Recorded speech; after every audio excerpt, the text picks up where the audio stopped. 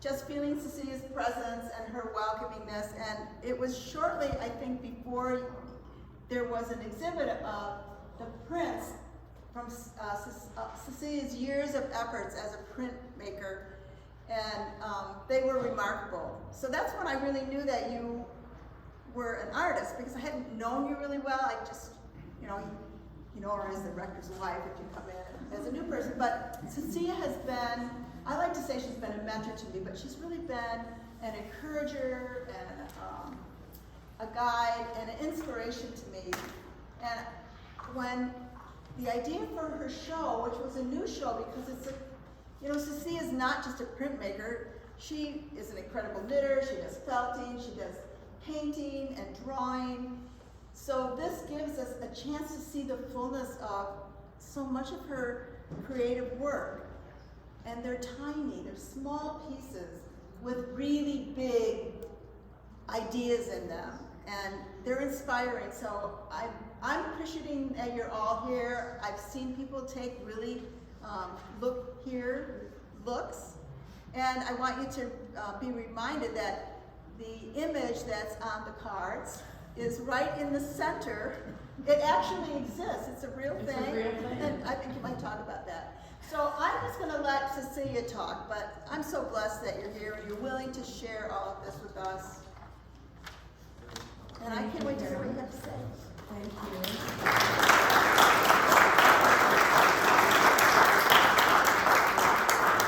I have to say that Carolyn is a huge inspiration to me because she does so much and she's constantly growing and doing in a very intentional, busy, productive way, and I'm not all things.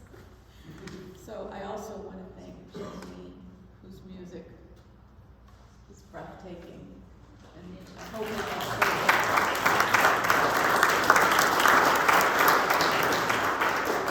and also to Beth, wherever she is, who will not let the art exhibits die.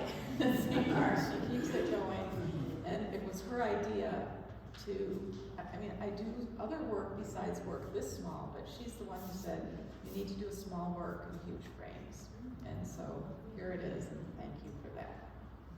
So I'm going to talk a little bit, I hope I don't talk too much, I'm going to talk about history, and I'm going to talk about this show and working small, and then I'll talk a little bit about techniques and where I'm going. So I grew up in a really big house with a lot of people in it. I was the last of 9 children, and everybody was pretty busy and doing all kinds of things. And I really liked to read books and look at the illustrations and be in places that were contained. I would make little, we had a huge yard, and I'd make little gardens in the garden, and I liked doll houses, but not like because they were, oh, here's a miniature, this or that, but more like it was this space that was contained, that it was just there and nothing else was going on around it, or it was an island in all the things. And it wasn't to say that all that big stuff was bad, it's just that I really liked having these little spaces. And maybe some of the fact that I was the youngest, and my sisters would say, oh, you're little. Maybe that has something to do with it too. But also, I grew up in Cleveland, and the Museum of Art there is amazing. And I loved, I was reading all the time, and we go to the museum, and they have they have good Italian Renaissance, but they have good French, like 18th century French furniture and art there. And I loved seeing the miniature portraits. They're on ivory, or they're little cameos. They're like this big, or smaller. They might be a piece of jewelry. And I would always imagine, like, maybe when I go look at those, I'll see my face, or maybe I'll see the face of somebody I know. I'd always think, well, somehow I'm part of this world, or there should be this little world that is familiar. But nobody, people had weird hair, and they were kind of pale.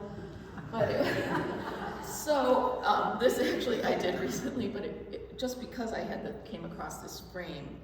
But this is what I looked like at that time, and that was kind of random too. It's like, oh, there it is. There's the little miniature that I was looking for of me. So I also really liked at the museum looking at interiors, the Dutch interiors, and how things would go on and on.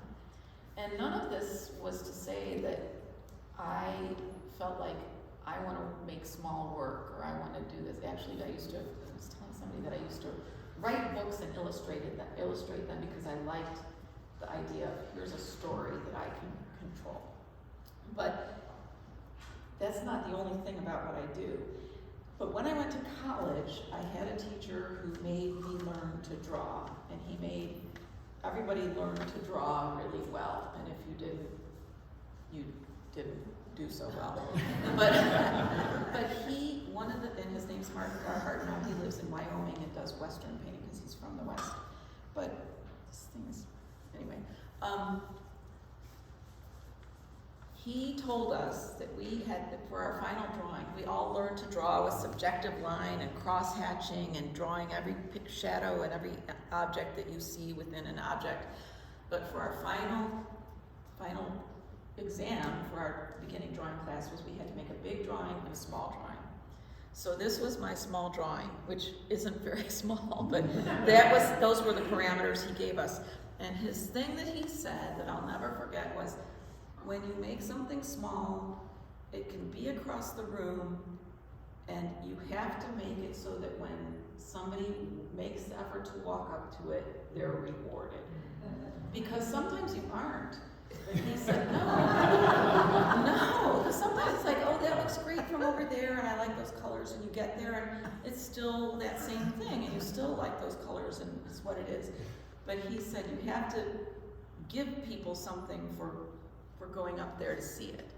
And that really stuck with me. And the other thing that went on when I was at Kenyon was after every Thanksgiving we would have this mini art show in the art gallery, and everybody could sell whatever they wanted to. It had to be it could be no more than 6 square inches, so that's 2 by 3. And everything went for $5 unless you made a sculpture, and that was 10.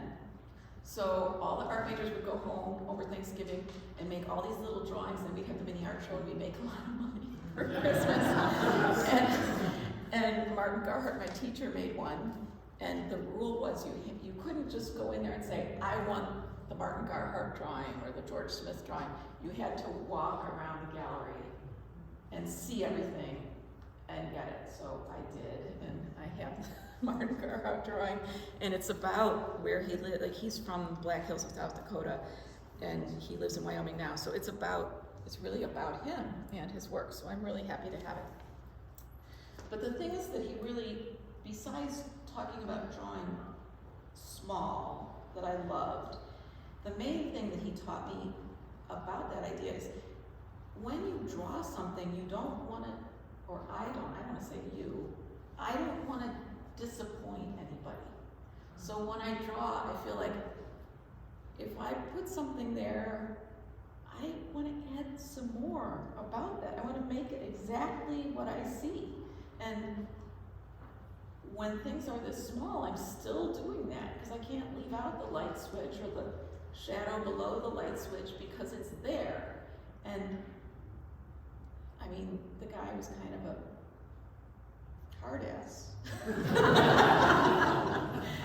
And I'm really glad. And he's still my friend, and Gio went to see him recently when he went across the country, and his wife is one of them. They're just great people. So I'm grateful to Martin Garhart for what he taught me. And whether I was drawing small or large, I spent a long time on doing each thing to get these things in there. And because it took a long time, my materials were really economical. You know, I was going to use that really nice piece of paper and those pencils for a long time before I produced something. And it also, when I would do small things like this, the piece itself becomes an object, like that miniature in the museum. And I liked that about it too. So then I graduated from college and was a technical writer, and then I married George, and we had our children, and I wasn't drawing very much at all. I was knitting, but this is what I produced over a period of, I think I put 1995 on here, but it might have been like 10 years between when I started and ended it. And I thought, oh, it's just a little thing I'll just do this, and then it took, I didn't work on it very often, but you can see that all the detail is there, and it was a satisfying thing because I was working on this theme and progressing with it, and it came out being a piece about dark and light and balance, which is a lot about printmaking too. Then I went to COD and started doing work again, and here's my teacher, Chuck, who took me back to printmaking. And I started being an artist again when we moved to Glen Ellen. And I've had some shows, and they've always been about what I'm working on now and what, when you're working, one thing takes you to the next, whether it's about what you're drawing about, or what kind of marks you're making, or what kind of background, like how are you gonna ask the next question. And so this, some things I've thought about, paths that I've taken are consistently about portraits and spaces, but I did a series about portraits of saints and what were their attributes, or my children and what are the things that go with them. I've done some about George like that. And I've also done things about spaces that I remember, but I can't go back to. And I did another one about objects that were made by people, juxtaposing them with plants and animals. And then I started thinking about the marks that were appropriate to both of those. And then I went into a group of things that were about mezzotint, which is this really dark marking you can make, and you can make it very precise or you can make it rough. So this is a weird show because it covers this big space of time. The first one's from 2007. But the thing that it has in common is that they're small. And why are they small? A lot of the drawings are drawings that I made when I was not home, when I was in Minnesota. And guess what? When you go travel, you're not going to take a lot of equipment with you. So you're working with pencil, you're working with small pieces of paper, and it all makes sense. So it's this economy of material, and you have a lot of time, so you keep going and going and going. And the other thing about the prints are, I've made bigger prints than this, obviously, but the plate itself is this object that you hold. So it's like you're working on this thing that's this little thing you hold in your hand, and because you're making something small, it's a small object in itself, and that appeals to me. And I'll take up a little plate and I think, oh, I'm just gonna make a quick little print. And this, do I have some of these? I have some proofs. This went through like 40 proofs before I scraped the whole back out, put the whole thing in, took it out. Here are some evolutions of prints. And these are just a few that you can see. This is not, I don't even have the early one. You can just see different evolutions of how a print can go.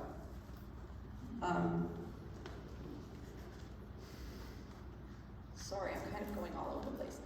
So those are the drawings because of the materials, the prints because of the object. But ultimately, when you have a small piece, it's a vulnerable, good thing, because you are asking somebody to walk up to it, and you're saying, I hope it's good that you did. And you're also putting something out there, like it's vulnerable on both sides, because the person has to go do it and say, okay, I'm gonna go see what it is, and there's time involved. And at the same time, it's not very threatening because it's so small. It's like, oh, I can look at that and just keep going. And it's up to you what kind of amount of time and interpretation you want to give to it. But ultimately, I want people to see something unexpected and a place in time, like to take you to one of those closed worlds, like the little garden in the garden or whatever it is. And to have something freeze, I want something unexpected, like that table, the lamp on the table.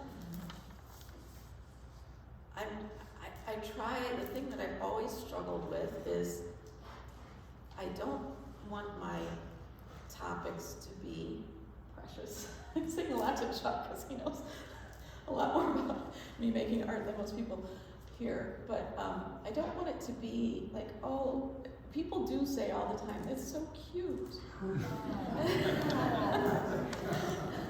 I don't want it to be cute. And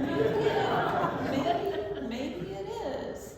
But even if it's cute, I want something to be there that's a little bit jarring or a little bit of asking you a question or just something that makes you think about something different.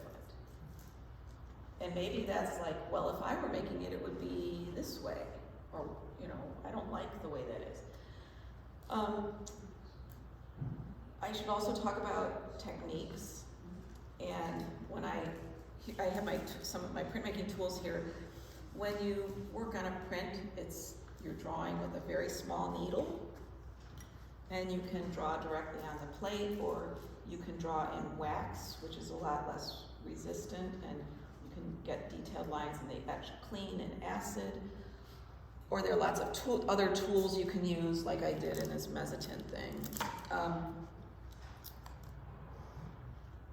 But it's appealing to me because you're drawing with a needle. I mean, you can get in there and keep going and going, and if you make a mistake, you scrape and scrape and scrape it out and go back in. So that's some of the things you can see going on in those prints. With pencil, I'm using a 4H and a 2H pencil, and I like making all those little lines, but the thing that I have to really think about is getting things dark enough to draw you to go see it across the room. And I do like black and white because of printmaking. So at this point, my work is changing, and it's because I like to draw real things, but I'm also at the point where I'm feeling like this is just copying what I see in front of me. I'm just making a copy. It's nothing that's new. So I'm trying to eliminate narrative. I don't want it to be so much a story anymore. I want it to be more about how you feel when you see something. So some of that is eliminating the object itself. Sometimes it's just about color and balance. So that's what the ones are going on in the back. And I am enjoying those. I really love just what it's like to use a small brush, just like I like to use a small pencil. And so I'm just experimenting with movement, and we'll see where that goes. The other thing I've been doing is I took an online class about egg tempera, and I'm going to go study with this woman in the fall for 2 weeks. And egg tempera is the traditional kind of way people painted before oil. And you use an egg yolk, you use the center of the egg yolk, you dry it off and get the yolk out of the middle membrane of the egg, and grind it with pigment, temper it with pigment. And it's like printmaking in that you layer and layer and layer, and you can remove things and add them and just keep going and going. So this isn't done, but it's another thing I'm really excited about getting going. And I'm thinking about, this is representational, but what if I just go into shapes and colors with this and still use my brush with the 6 hairs and see how that's going. The last thing is, here's another thing about printmaking. People wonder about color. I sometimes will hand color print, but not usually. This is an example, like the Greyhound and the Men in Barcelona are 2 plates printed on top of each other. So this shows you the print, the final print, and these are the two prints that were one on top. And I did a lot of experimentation of which colors should go on top and what the balance of those colors are. And the thing that got passed around, they were pretty close in color, but that's what I ended up doing. I did end up using a brown, like a ochre browny black, and then a blue on top. And these aren't the ones, but there they are. And then the other thing I was gonna say is that this drawing up here, I made a long time ago. Oh, I don't have them. And it was gonna be a New Year's card I not good at sending out Christmas cards, but I had them all printed, and they said, wishing you hope and peace in the new year, 2018. And I never sent them out, so they're going to be in the back. It's a really bad reproduction, but you can take one along, or you can take some and send them to your friends. So that's it. So it's kind of rambling, but are there any questions? Yes. So, you talked about when you do something, you wanted to invite people to come over and appreciate that in some way. And when I see a smaller piece, and then this is my expectation. We want to use the mic, and I think, and speak right into it, should we? So when I see a smaller piece, I like to see more detail. And not so much in a bigger piece, and that's just the way my mind works. But so when your professor said, okay, you need to do a small piece and a big piece, what was the event? What was the mind shift between doing a smaller piece and doing a larger piece in terms of the invitation to people to come over and appreciate that? That's a really good question. The piece that I did was also about a violin, and it was the scroll of the violin in the case, and I paid the same amount of attention to detail that I did here. My hatch marks were bigger. There was obviously more open space in it, but I felt like I needed to look at everything I saw and put it there, and it was just on a bigger space. Then I went on to making drawings that were big in college, and they were just like this. And I do feel that, and I went back actually a couple of years ago and studied with my teacher in the summer. He gave a seminar, so all of us geeks went back and had him teach us.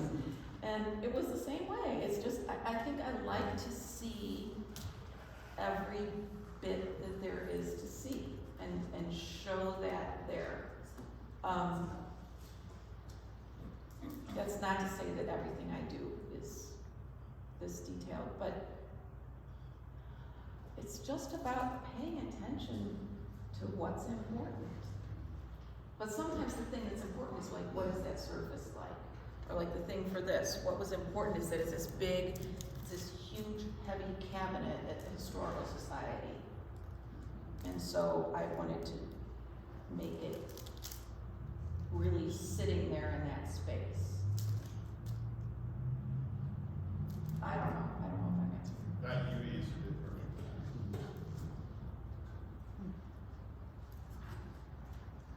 Tanya. Can I ask a technical question? Mm-hmm. Kind of silly, but it's interesting. I see all of these fine lines in detail, and if you're doing this in pencil, how many times do you have to sharpen your pencil? Like a lot, like every maybe 4 or 5 strokes. And sometimes I'll just, if I am working with a 2H, I'll have 5 sharpened 2H pencils right there, so I can just keep picking them up and picking them up. And when I lived in Cincinnati, I was doing a series of drawings that I should show sometime that were in colored pencil, and that's what I was doing. I was freelancing at my work, and I was drawing every day. And a friend who wasn't that close to me or anything, but somebody who worked in commercial art, gave me an electric pencil sharpener. And I was like, oh, come on. And it was, it died about 2 years ago as a Panasonic, and I've looked for them on eBay, and they're out there, but I have a different one now. But yes, a good electric pencil sharpener is really important. But when I go to Minnesota to do these, I have just a really good little one. There's no electricity up there. Yeah. George tried doing like a wood-burning generator for a pencil sharpener. But I do it a lot. It's a really good question. Well, this art was going on before there were electric pencil sharpeners. Yes. And very fine skills with their knives. Yeah, with their knives. Or sandpaper, like gritty, yeah.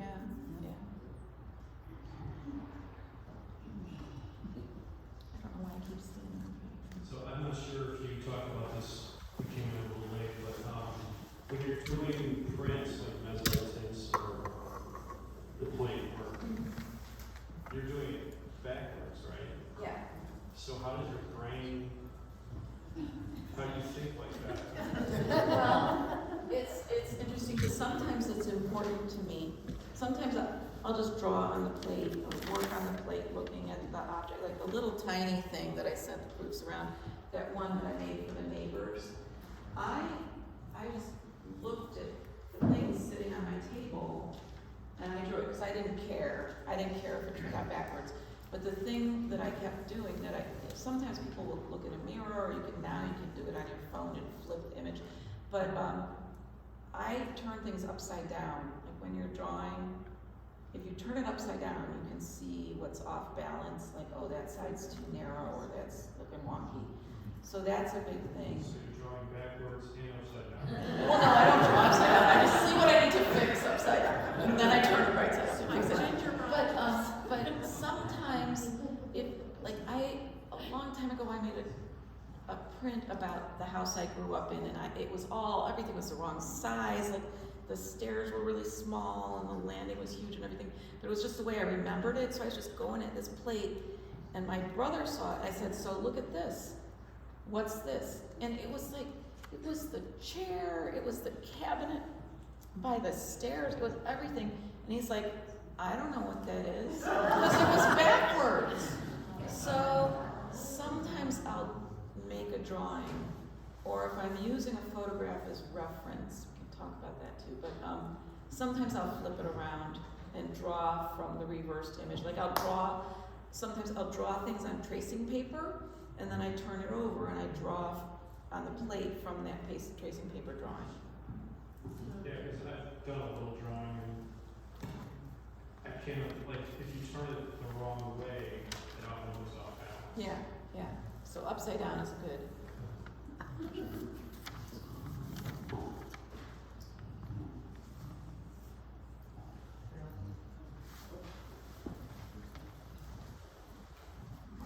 Thanks for a wonderful show. This is great.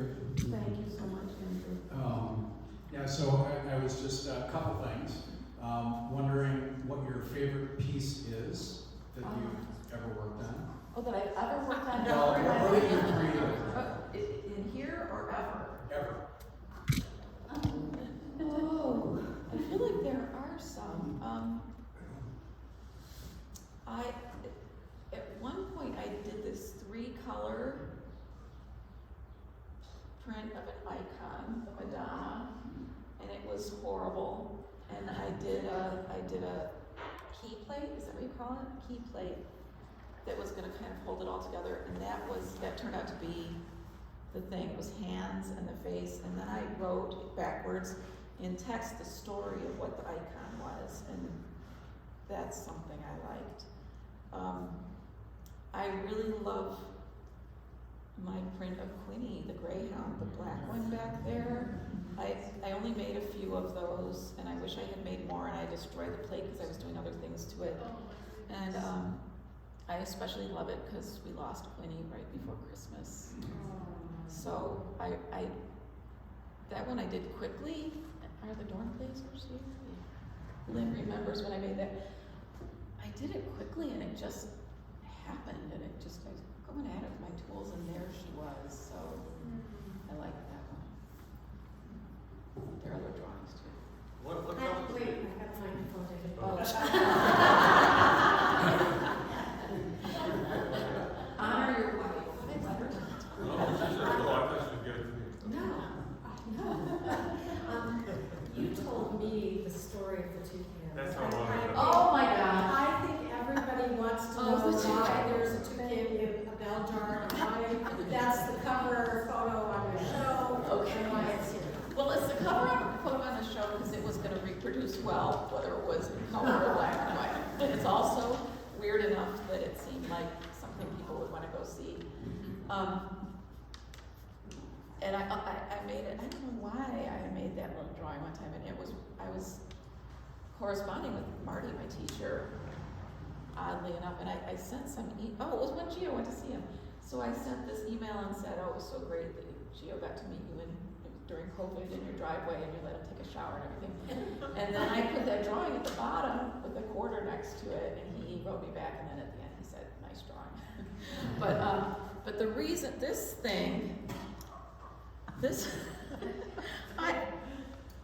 it's something I've had since I went to college, and it was a friend from kindergarten. I started kindergarten late, and I met this friend on the first day of kindergarten. We were fighting over a chair because I thought I was supposed to.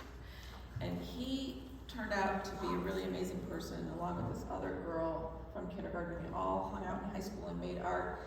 And he was an understudy at the Museum of Natural History. So they weren't going to use this toucan head and feet. And he made this for me, and I can't go into everything that it's about. There's a little girl with braids with an eye disease back there, and it's about Fruit Loops, which had a connection with my brother and going to Kenyon College. But it's always been a thing where, like, I had it in my room in college, and people would say, "Oh, that's the coolest thing I've ever seen." And in our house too, it's pretty great. So that's what it is. It's a real bird. Okay. Thank you for listening to me all. No, it's not good. I wanted to ask, I know we've had this discussion, when I've seen you showed me like the different, this is my first drawing, and then I added this, and then I layered this. And my question is always, I see the first one, I go, oh, that's perfect. And then you do like 3 more. Like, how is it that you decide, okay, I'm done?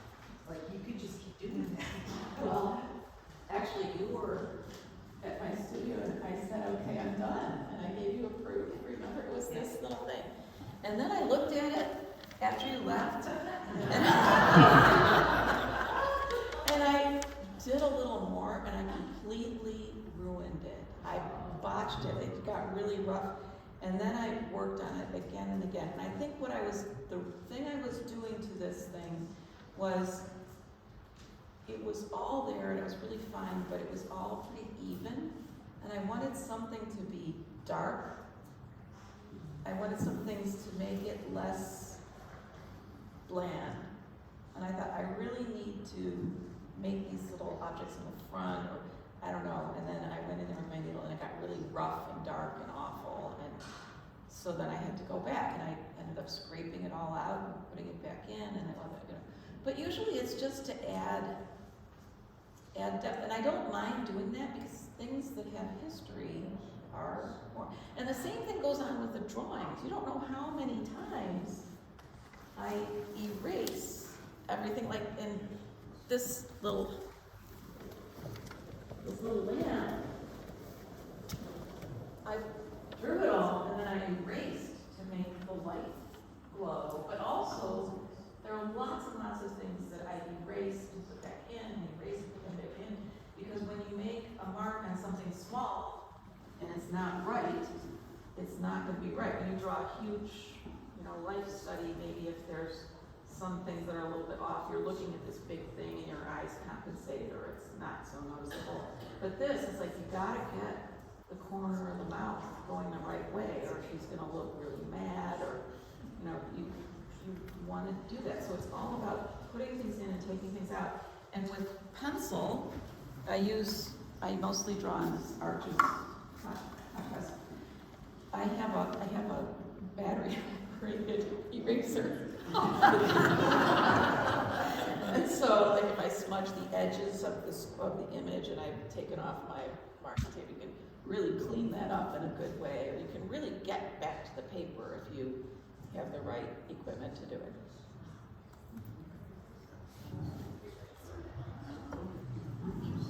Okay. Oh, there's more. Who are some of the artists that inspired you? I listen to a weekly podcast, and they always ask these questions to artists, and it's always interesting, because sometimes they're inspired by an artist who has nothing to do with what they do. But I'm just always curious, like, living or dead. Okay. Well, I love the early printmakers. I love Martin Schongauer and Dürer and Rembrandt. That is just, when you look at Rembrandt's prints, my heart is full. I also really like Magritte. I like Egon Schiele. I like, let me think. I like David Hockney a lot. So, and not most, I guess those are all, the drawings are really full of life. I wish my drawings had more energy sometimes. It's like I want to just let go of the little and just have it live. And those, Schiele and Hockney, I mean, I love to look at drawings by more contemporary artists, because they weren't as caught up in the tradition, the old master. It's more energetic.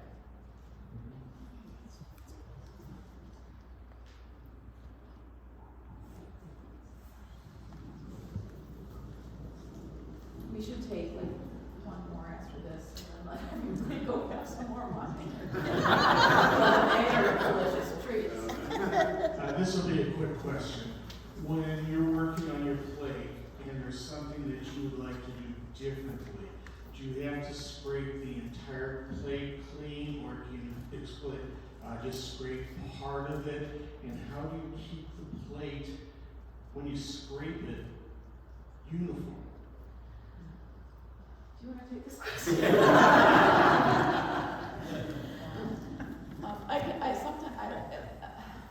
Some people who really are good, like John Hankwitz, will scrape out a whole body in a big image and put something else completely different back in there. Sometimes I scrape out something and put something different in. But I have some really little tiny tools. These let me really get in a small space. Okay. And this is the scraper, and this is the burnisher. And you scrape, and you try to scrape with the direction of what you want to get out of there. And then you oil this, and you burnish it slowly and ploddingly. And the challenge is then you get burnish marks. But you're right that you want it to be level, but there's also some forgiveness, because when you print, you have this wet paper and you have blankets that give the pressure as it goes through the roller. So it's going to kind of emboss what it prints. But that also means it's going to emboss itself into those burnish marks. So, yeah. Thank you. A lot of times I just put more stuff on top of it. Do you work with a magnifying glass? I do. Sometimes I wear 2 readers at once. And I also have those things that flip down, and they have different values of lenses. I start out with my glasses, then I put on my readers, then I put on my glasses over my readers, and then I use. And then she takes a nap. I usually do that before I start. Well, thank you all so much.